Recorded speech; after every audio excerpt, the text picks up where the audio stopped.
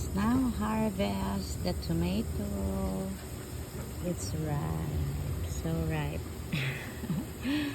And after this, there's another one exactly the same. So this is the second tomato before the fall comes, before winter time comes. So join me in picking my first tomato in USA. It's big. In next spring and summer, I'm gonna raise more potatoes. This is only a trial. Okay, so 1 2 3, let's pick it. Ang hirap.